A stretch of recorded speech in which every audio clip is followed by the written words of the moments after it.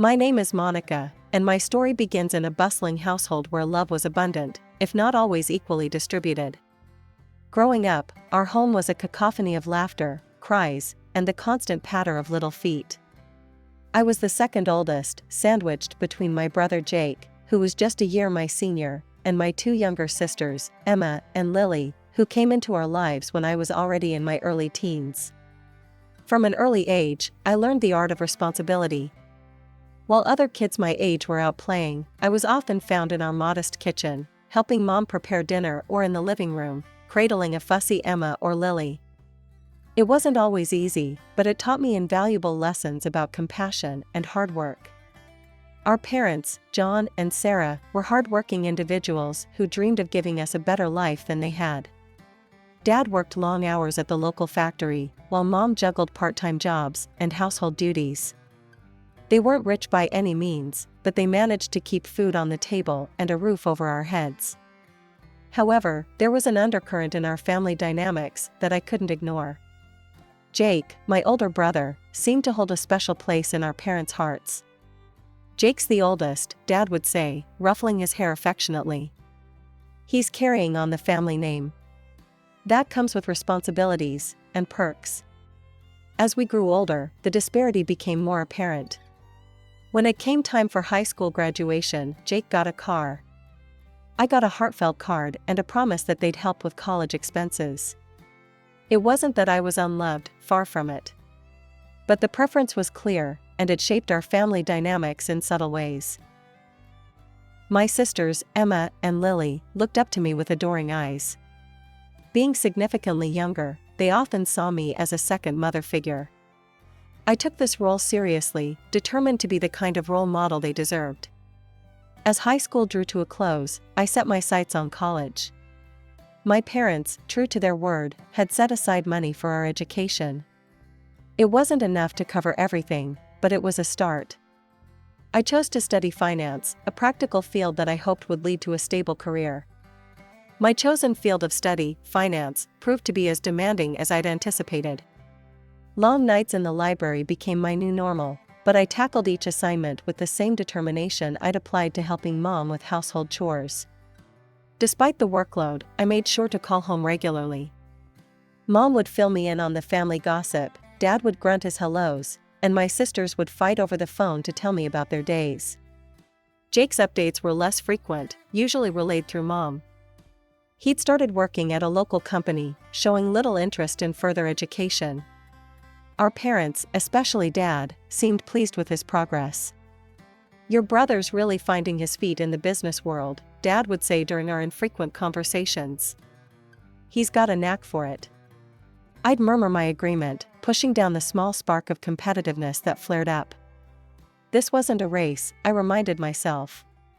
We each had our own paths to follow. As the years passed, I threw myself into my studies and part-time jobs, determined to make the most of the opportunity my parents had given me. Their financial support, while not covering everything, was a lifeline I was deeply grateful for. I knew the sacrifices they were making to keep me in school, and I was determined not to let them down. Graduation day arrived before I knew it. As I stood in my cap and gown, diploma in hand, I scanned the crowd for my family.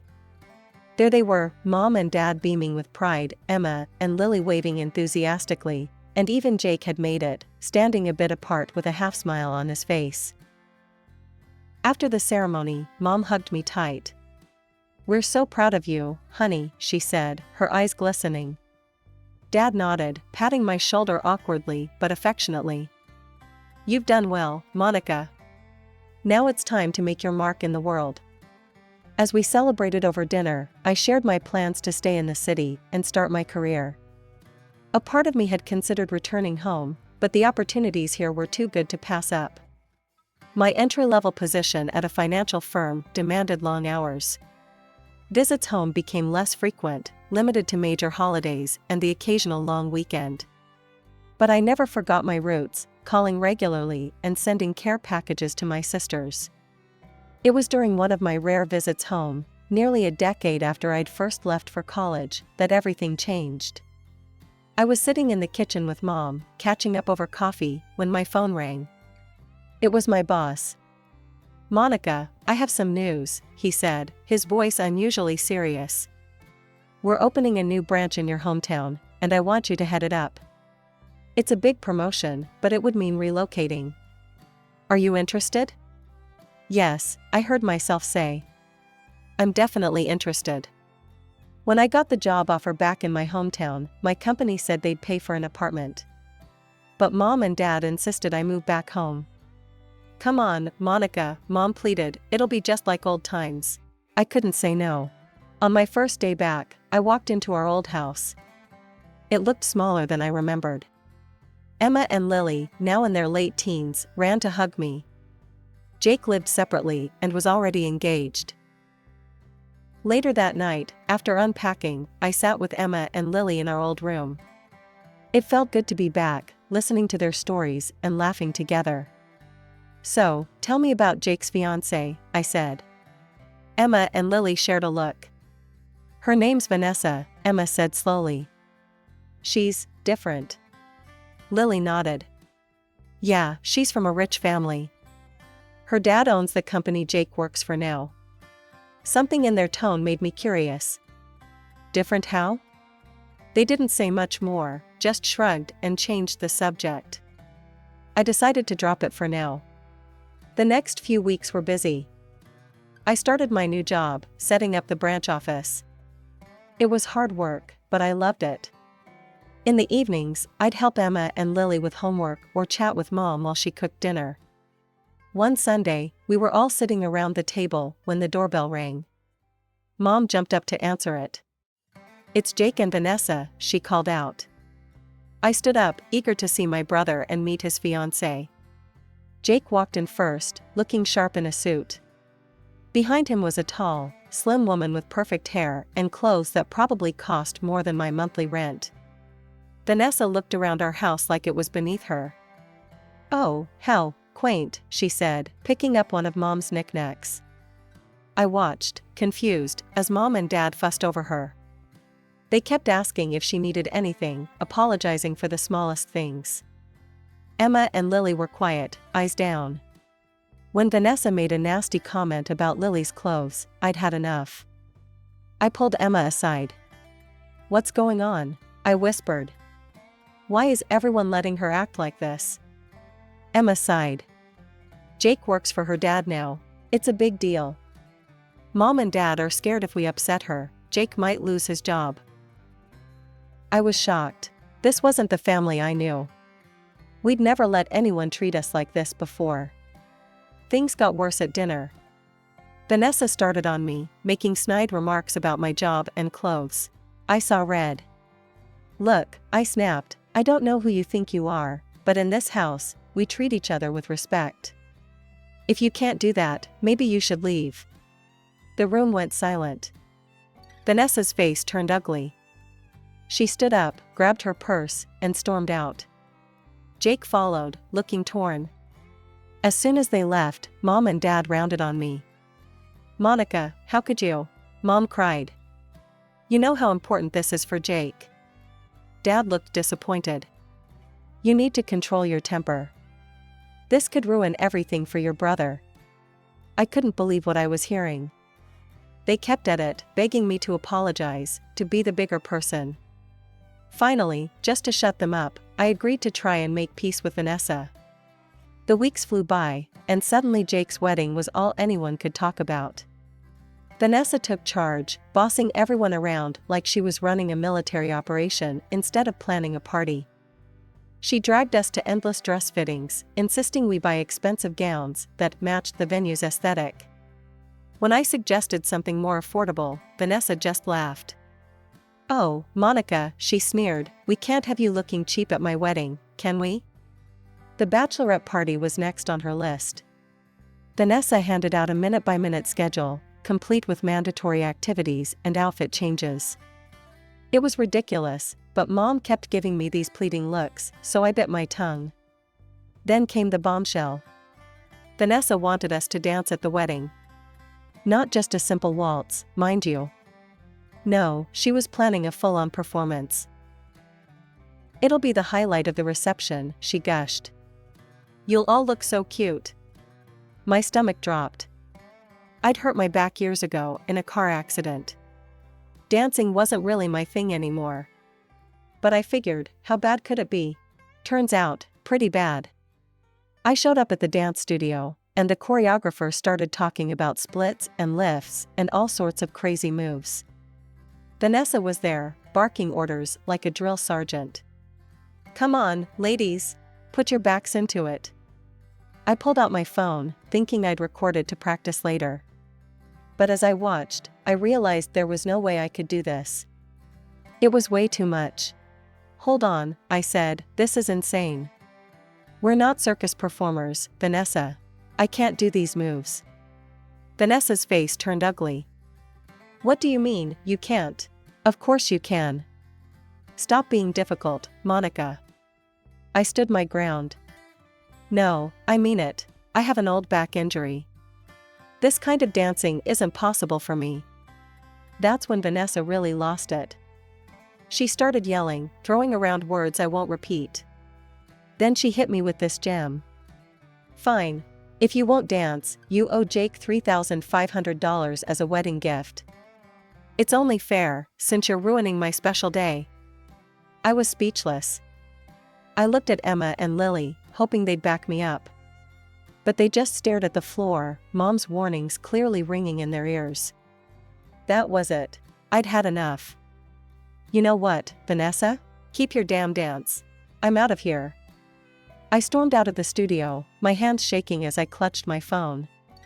The video of that disastrous rehearsal was still recording. As I walked home, my mind raced. What was I going to do now? How had things gotten this messed up? I burst through the front door, still fuming from the dance rehearsal fiasco. Mom and Dad were in the living room, and they could tell something was wrong. I spilled everything, the impossible dance routine, Vanessa's outrageous behavior, the $3,500 ultimatum. I expected sympathy, maybe even anger on my behalf. What I got was something else entirely.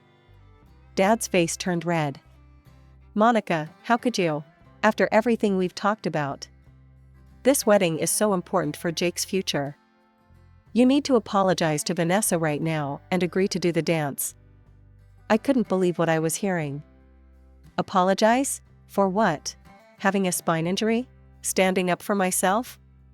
Stop being so selfish, Dad shouted. This isn't about you. It's about Jake's happiness and success. So my happiness doesn't matter? I shot back.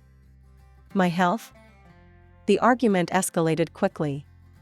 Voices raised, tears were shed. I stood my ground, refusing to cave to Vanessa's ridiculous demands. That's when Dad dropped the bomb. If you can't support your brother and his fiancée, then maybe you shouldn't be here at all. The room went silent. I packed a bag that night, ignoring Mom's half-hearted attempts to smooth things over. The next day, I moved into the apartment my company had originally offered. It was small and empty, but at least it was mine. The wedding came and went. I didn't attend, couldn't bear the thought of watching my family kowtow to Vanessa's every whim. I spent that day alone in my apartment, alternating between anger and sadness. A few days later, my phone exploded with notifications. Vanessa had made a post on social media, a long, dramatic tale about how I had tried to ruin her perfect day. She painted herself as the victim, me as the jealous, spiteful sister-in-law. The comments were worse. Relatives I hadn't seen in years were suddenly experts on my character, condemning me for my selfish and cruel behavior. Even Emma and Lily liked the post, a betrayal that cut deep. The call started soon after. Aunts, uncles, cousins, all wanting to tell me how disappointed they were, how I should be ashamed of myself. Emma tried to reach out once, sent a text saying she missed me. But when I suggested meeting up, she backpedaled, said Vanessa wouldn't like it. I didn't try again after that. I threw myself into my work, hoping to finish the project quickly and leave this town behind. But things kept getting delayed, problems cropping up that required my personal attention. Each extension felt like a twist of the knife. Months passed, and I settled into a lonely routine. Work, home, sleep, repeat. I'd almost gotten used to the silence when my phone rang one night. It was Lily. Monica? Her voice was small, trembling. Can we talk? We met at a cafe across town, away from prying eyes. Lily looked terrible, dark circles under her eyes, hair a mess. She burst into tears the moment she saw me. I'm so sorry, Monica, she sobbed. You were right about everything. Slowly, the whole story came out. After the wedding, Vanessa had shown her true colors. She'd been ordering Emma and Lily around like servants, making them clean her house, cook meals, do laundry, all without pay. She says it's our duty as family, Lily said bitterly. And Jake, he just goes along with it. He sees how she treats us and does nothing. My blood boiled. What about Mom and Dad? Surely they don't approve. Lily's laugh was hollow. They think it's great. Say we're building character and cementing family bonds. It's like they're brainwashed or something. I couldn't believe what I was hearing. This was worse than I'd imagined. I'm so sorry I didn't stand up for you before, Lily whispered. I was scared. We all were. But now, I can't take it anymore. Please, Monica, help us. The next day, I marched over to our parents' house. Mom answered the door, her smile fading when she saw me. Monica, what are you doing here? I pushed past her into the living room. Dad was there, looking up from his newspaper with a frown. We need to talk, I said. About Vanessa. About how she's treating Emma and Lily. Mom's face hardened. I don't know what Lily's been telling you, but... Don't, I cut her off. Don't try to deny it. I know everything. How can you let this happen? They're your daughters. Dad stood up, his voice cold. Now you listen here, Monica. Vanessa is family now. She's given Jake opportunities we could only dream of. If the girls need to pitch in a little, that's a small price to pay. I couldn't believe what I was hearing. A little? She's treating them like slaves. And you're okay with this? You're exaggerating, Mom said weakly. The girls are fine. They're just... Just what, Mom? Just being abused by their sister-in-law while their parents look the other way? Dad's face turned red. That's enough. I won't have you coming in here, stirring up trouble. Vanessa is Jake's wife. She's wealthy, connected. She can give this family a future. If you can't accept that, then maybe you're not really part of this family anymore. The words hit me like a physical blow. I stared at them, these strangers wearing my parents' faces. So that's it? I said quietly. You're choosing money over your own children? Mom wouldn't meet my eyes. Dad just glared. Get out, he said. And don't come back until you're ready to apologize to Vanessa and Jake. I left, my legs shaky, my heart breaking all over again. As I walked away from my childhood home, I realized a hard truth: I couldn't change their minds. They were too far gone, too seduced by the promise of wealth and status. But I couldn't abandon Emma and Lily. Somehow, some way, I had to find a way to help them. To save them from Vanessa, from our parents' willful blindness, and from the fate they seemed determined to accept. That day started like any other. I was preparing for a big meeting, reviewing notes, and straightening my jacket. Then I saw the name on the guest list: Robert Thompson, CEO of Thompson Industries. Vanessa's father. My heart raced. He wouldn't know me, I'd missed the wedding, after all. But I knew him, the man whose money had torn my family apart. The meeting began, all handshakes and forced smiles. Robert didn't give me a second glance. We discussed business, crunched numbers, argued points. Then came the coffee break. I found myself next to Robert, both of us refilling our cups. He started chatting, casual small talk that somehow turned to parenting. You know, he said, puffing up with pride, I raised my Vanessa to be humble. Never let her flaunt our wealth. She grew up modest, well-mannered. Even married a regular guy. She respects everyone, treats them like family. Something in me snapped. Without a word, I pulled out my phone and hit play on a video I'd almost forgotten about. There was Vanessa, red-faced and screaming at the dance rehearsal. "You stupid scum," she shrieked on screen. "Pay $3,500 or get out. I won't have you ruining my wedding." The color drained from Robert's face. He watched, horrified, as his daughter berated me, my sisters, the other bridesmaids. When it ended, silence fell. "I had no idea," Robert whispered. "She's always so polite around me." I thought. I believed. I steeled myself for anger, for him to storm out. Instead, he looked at me, eyes pleading. "Please," he said. "Tell me everything." So I did. The cruel comments, the forced labor, the way she'd turned my family against me. With each word, Robert seemed to age years. "I'm so sorry," he said when I finished. "I've failed as a father. Please, let me try to make this right." Before I could respond, he was on his feet. "Come with me," he said. "Now." We drove to Jake and Vanessa's house in silence. Robert's knuckles were white on the steering wheel. The scene inside was worse than I'd imagined. Emma was there, wearing a maid's uniform, scrubbing floors. Vanessa lounged on the couch, barking orders. Robert exploded. "Vanessa, what is the meaning of this? How dare you treat people like this? Your own family." Vanessa's shock turned to anger.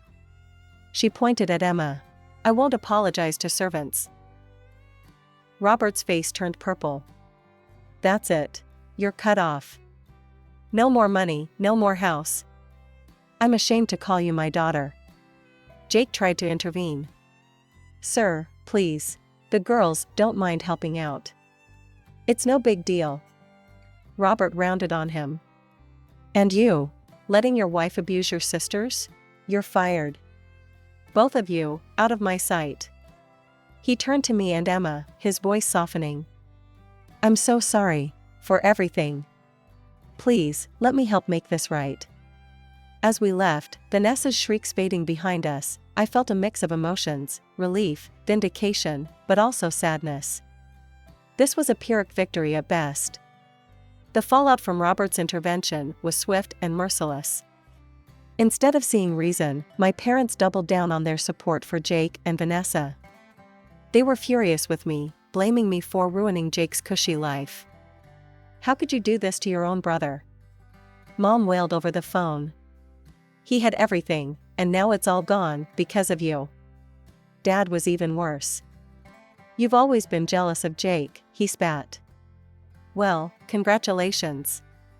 You've destroyed this family. Don't bother coming around anymore. You're not welcome here." Their words hurt, but I wasn't surprised. They'd made their choice long ago, and it wasn't me or my sisters they'd chosen. I threw myself into work, finishing up the project that had kept me in my hometown for so long.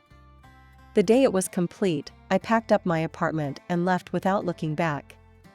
I found a new position in another city, desperate for a fresh start. Months passed. I built a new life, made new friends, tried to forget the family that had rejected me. But I couldn't stop worrying about Emma and Lily. I'd send texts, but the responses were always short, evasive. Then, one rainy night, there was a knock at my door. I opened it to find Emma and Lily, soaked to the bone, suitcases in hand. "Monica," Emma said, her voice breaking. "We need your help." Over cups of hot tea, they told me everything. Jake and Vanessa, broke and jobless, had moved back in with our parents. But instead of humbling them, it had made Vanessa even more tyrannical. "She treats the house like her personal kingdom," Lily explained. "And us? We're just her servants." "Mom and Dad don't do anything," Emma added. "They're so afraid of Jake leaving that they let Vanessa do whatever she wants." My heart broke for them. "Why didn't you tell me sooner?" They exchanged guilty looks. "We were ashamed," Lily admitted. "And scared. Vanessa threatened to make things even worse if we reached out to you." "But we couldn't take it anymore," Emma said. "Please, Monica. Can we stay with you? Just until we find jobs and our own place? I didn't hesitate. Of course you can. Stay as long as you need. It wasn't easy at first. My apartment was small, and we were all adjusting to living together as adults. But slowly, we found our rhythm. I helped them polish their resumes, practiced interview techniques with them. We stayed up late, talking through years of pain and misunderstandings. Weeks turned into months. Emma found a job at a local bookstore, while Lily started taking classes at a nearby community college. They insisted on contributing to rent and groceries, even though I told them it wasn't necessary. One night, as we sat around the dinner table, laughing over some silly story, I realized something. Our parents might never come around. Jake and Vanessa might never change. But that was okay. We had each other, and that was enough.